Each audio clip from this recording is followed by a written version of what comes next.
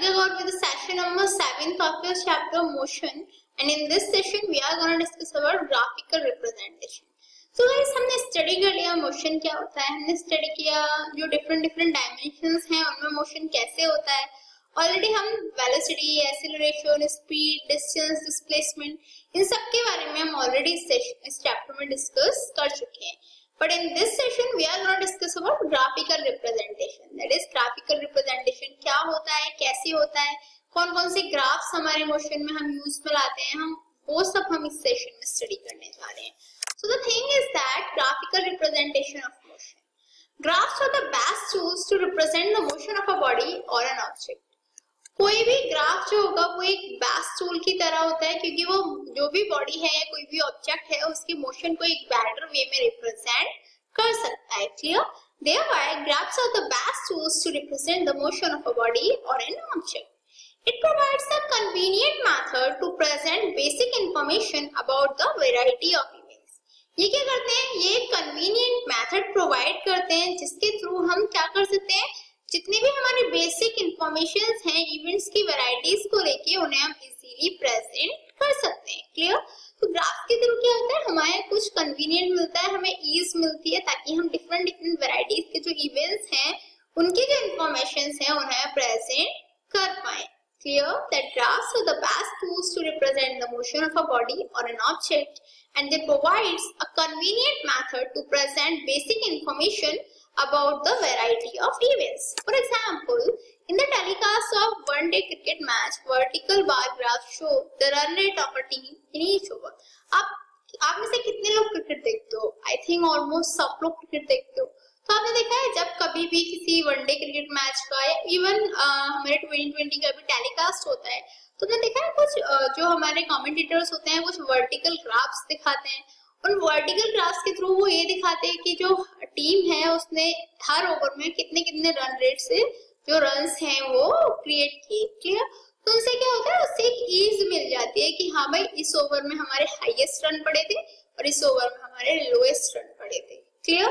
तो ये सब क्या होता है, ये ग्राफ्स की हेल्प से किसी भी डिफरेंट वैरायटीज की प्रेजेंटेशन को प्रेजेंट करना काफी इजी हो जाता है. Clear?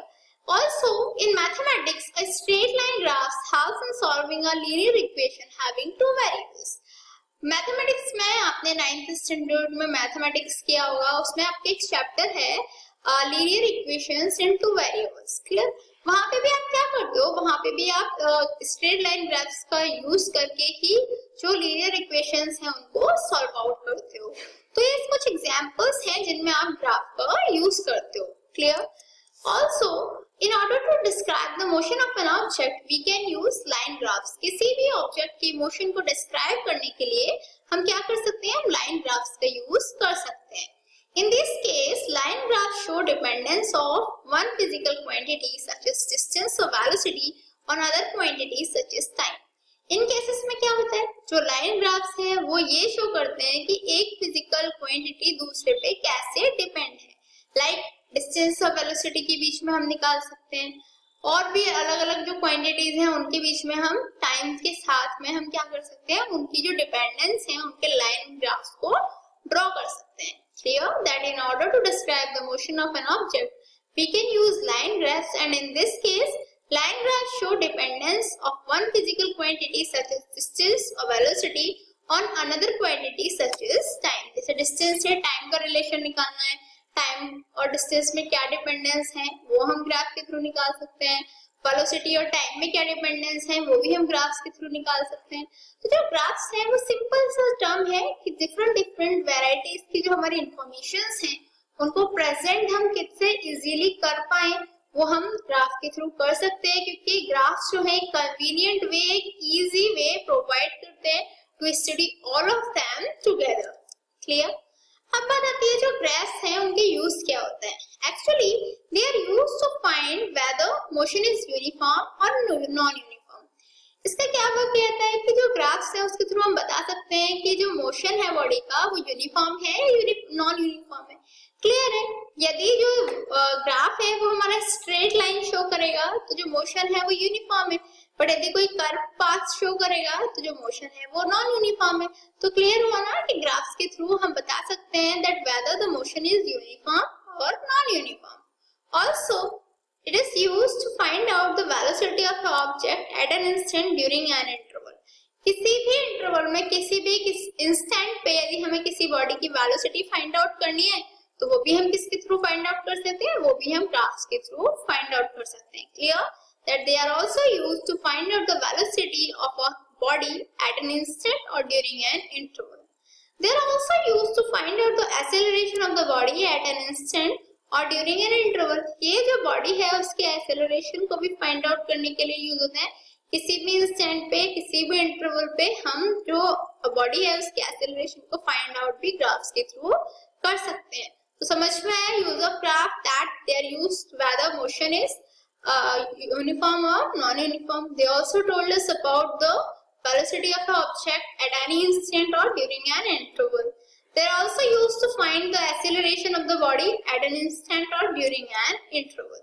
Also, they are used to find the displacement of body in a given time interval. जो ग्राफ्स हैं वो बॉडी का डिस्प्लेसमेंट फाइंड आउट करने के लिए भी यूज होते हैं. उसके थ्रू हम बता सकते हैं कि किसी भी गिवन टाइम इंटरवल पे जो बॉडी है उसका डिस्प्लेसमेंट क्या रहा होगा.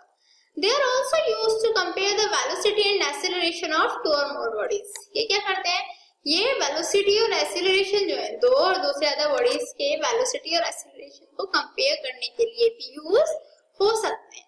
They are also used to find the position of an object at a particular instant. जो ग्राफ्स हैं उनके थ्रू हम ये भी बता सकते हैं कि कोई भी ऑब्जेक्ट का की पोजीशन क्या है किसी भी एक पर्टिकुलर इंस्टेंट पे. तो क्या हुआ that graphs are used to find the displacement of body in a given time interval. They are also used to compare the velocity and acceleration of two or more bodies, and they are also used to find out the position of an object at a particular instant. Clear? So these were the uses of graphs. अब बात आती है जो graphs हैं वो कौन से graphs हम यहाँ पे ड्रॉ कर सकते हैं जो मोशन में हम ज्यादातर यूज में आते हैं. तो पहला है हमारा distance time graph for stationery body. Clear? The distance of a stationary body from a fixed point does not change with the passage of time. So the graph is a straight line parallel to the time axis. कोई भी stationary body है उसकी distance time के साथ साथ change नहीं होती. क्यों? क्योंकि body rest पे है तो जो उसकी distance होगी वो time के साथ साथ change होगी नहीं होगी. अब जब time बढ़ता जा रहा है distance बढ़ नहीं रही है तो ग्राफ कैसे होगा, graph will be parallel to the straight line. Clear? यहाँ पे आप देख सकते हो ये हमारा टाइम है, टाइम हमारा इंक्रीज होता जा रहा है बट डिस्टेंस हमारी सपोज 4 मीटर पे बॉडी है तो 4 मीटर पे ही है. तो क्या होगा, टाइम तो बढ़ता चला जाएगा लेकिन बॉडी की डिस्टेंस वही रहेगी. तो जो हमारा ग्राफ है वो कैसा आएगा, वो टाइम एक्सिस के पैरेलल आएगा. क्लियर? यहाँ से आप देख सकते हो ना that AB is parallel to the time axis. Clear?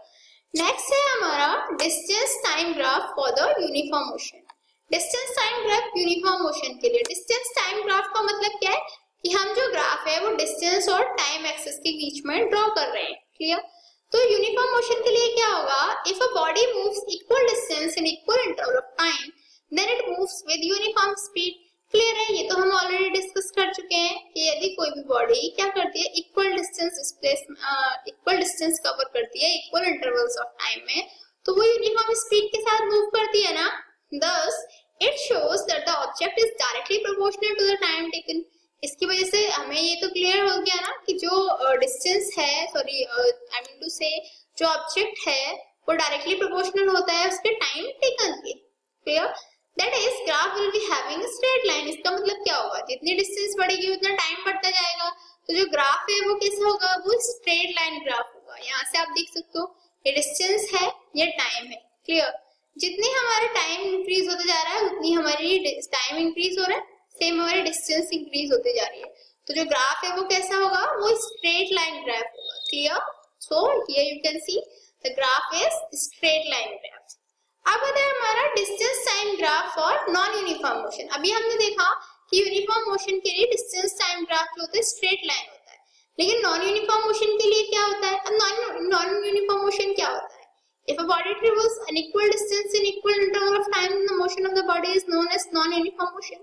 Clear है? यदि कोई भी बॉडी अनइक्वल डिस्टेंस ट्रेवल करती है इक्वल इंटरवल ऑफ टाइम में तो उस बॉडी का मोशन कैसा होगा, नॉन यूनिफॉर्म मोशन होगा. बट नॉन यूनिफॉर्म के केस में दो केस आते हैं, दो टाइप के रहते हैं. First When the speed of the body increases with passage of time. पहला क्या होता है, जब बॉडी की जो स्पीड है वो इंक्रीज हो रही है टाइम के साथ साथ, and the distance time graph will be curve with a positive slope. यदि जो स्पीड है वो इंक्रीज हो रही है टाइम के साथ साथ, तो जो डिस्टेंस टाइम ग्राफ कर्व होगा वो पॉजिटिव स्लोप होगा। क्लियर, वो पॉजिटिव होगा। यहाँ पे आप देख सकते हो ये जो कर्व है वो पॉजिटिव है। क्लियर, वो ऊपर की डायरेक्शन में बढ़ता चला जा रहा है। क्लियर, ये हमारा पॉजिटिव स्लोप है। Clear, but when the speed of body decreases with the passage of time, जब स्पीड जो है बॉडी की वो टाइम के साथ साथ डिक्रीज होती चली जाती है, the time graph will be a curve with a negative slope. तो इस केस में क्या होगा, जो डिस्टेंस टाइम ग्राफ होगा वो क्या होगा, नेगेटिव स्लोप शो करेगा। यहाँ पे आप देख सकते हो ना, ये नेगेटिव स्लोप है। वहां पे क्या होता है, वहां पे पॉजिटिव स्लोप थी जब जो स्पीड है इंक्रीज हो रही थी, बट जब स्पीड डिक्रीज हो रही है तो हमें कैसी शो होगी, हमें नेगेटिव स्लोप शो होगी। क्लियर, नेक्स्ट है वेलोसिटी टाइम ग्राफ। अभी हमने डिस्टेंस टाइम ग्राफ के बारे में डिस्कस किया, अभी बात आती है वेलोसिटी टाइम ग्राफ क्या होता है। तो सबसे पहले हम स्टडी कर लेते हैं velocity time graph for a body moving with constant velocity.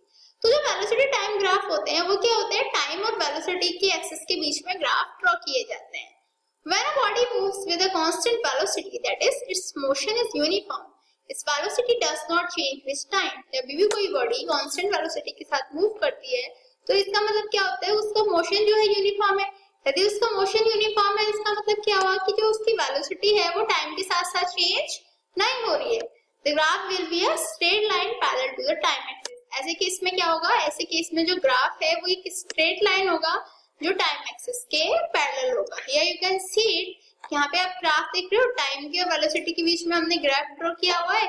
तो जो ग्राफ है वो टाइम एक्सिस के पैरेलल होगा। क्लियर, यहाँ पे आप देख सकते हो AB is parallel to the time axis. Clear, next आता है हमारा velocity time graph for uniform accelerated motion. यदि यूनिफॉर्म एक्सेलरेटेड मोशन है तो क्या होगा, वेलोसिटी और टाइम के बीच में हम ग्राफ ड्रॉ करेंगे और ग्राफ कैसा होगा, हमारा स्ट्रेट लाइन होगा। क्यों, क्योंकि जितना वेलोसिटी हमारी इंक्रीज होगी टाइम के साथ साथ वो ऐसे ही इंक्रीजमेंट होता जाएगा और कोई भी चेंज नहीं आएगा। दैट इज डायरेक्टली प्रोपोर्शनल वाला केस हो जाएगा। इसलिए जो ग्राफ है वो हमारा कैसा आएगा, वो हमारा स्ट्रेट लाइन ग्राफ आएगा। क्लियर, नेक्स्ट है हमारा velocity time graph for non uniform accelerated motion. Non uniform accelerated motion के लिए यूनिफॉर्म जो ग्राफ होगा वेलोसिटी टाइम ग्राफ वो कैसे होगा, actually velocity time graph for the motion of an object whose velocity is decreasing with time.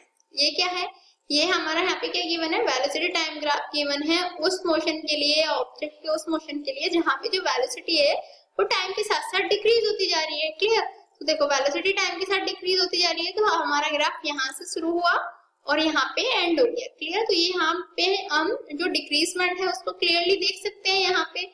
Next आता है हमारा the velocity time graph for non-uniform variety, or we can say variation of the body of the velocity of the object with the time. Clear?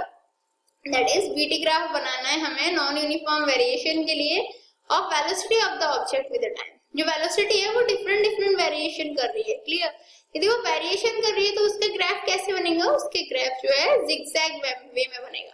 Clear, कभी वो increase show करेगा, कभी decrease, कभी increase, कभी decrease. ये कैसी होगी, एक zigzag वे वाला ग्राफ हो गया। Clear, so that is all about distance time graph and velocity time graph related to the different types of motion. Like we have studied the distance time graph and velocity time in the stationary condition, in uniform condition, and also in non-uniform condition. By the way, it's a time for challenging question mark, and today's question is, what kind of motion of a body is represented by the graphs given below? आपको यहाँ पे दो graph दिए हुए हैं, ठीक है। First है डिस्टेंस टाइम ग्राफ जिसमें आपका ये लाइन जो है टाइम एक्सिस के पैरेलल है। सेकंड भी है आपका डिस्टेंस टाइम ग्राफ, इसमें क्या है, इसमें पहले बॉडी इंक्रीज हो रही है, देन ये क्या कर रही है, स्टेशनरी पोजीशन शो कर रही है। तो आपको बताना है कि किस टाइप का मोशन यहाँ पे ए और बी में दोनों में शो किया गया है। And your time to start now. 1 2 3 4 5 time's up. So have you answered this in your mind? Let's check out. Actually A represent object is at rest. A क्या रिप्रेजेंट कर रहा है कि जो ऑब्जेक्ट है वो रेस्ट पे है। क्यों, क्योंकि आपने देखा था ना टाइम एक्सिस के पैरेलल थी हमारी जो लाइन थी AB, तो उसके थ्रू हम ये देख सकते हैं कि जो ऑब्जेक्ट है वो रेस्ट पे है, दैट इज टाइम बढ़ता जा रहा है, बट जो ऑब्जेक्ट है उसकी डिस्टेंस में कोई भी इंक्रीजमेंट नहीं आ रहा। सेकेंड था नॉन यूनिफॉर्म मोशन के ग्राफ। क्यों? क्योंकि पहले वो इंक्रीज हो रहा था, देन वो स्टेशनरी पोजीशन पे जा रहा था। तो ये मोशन कौन सा होता है? ये होता है non uniform motion. Clear? So the graph A is showing the object is at rest and graph B is showing that this is the non uniform motion. Clear? So what did we learn today? आज हमने क्या study किया? आज हमने सबसे पहले study किया graphs क्या होते हैं, उनके यूजेस क्या होते हैं और कहाँ पे हम कहाँ जो ग्राफ्स हैं उनका यूज कर सकते हैं। Along with that हमने डिस्टेंस टाइम ग्राफ और वेलोसिटी टाइम ग्राफ्स के बारे में भी डिस्कस किया। By the way, I think it's enough for this session. In next session, we are going to discuss more about this chapter. Till then, good luck.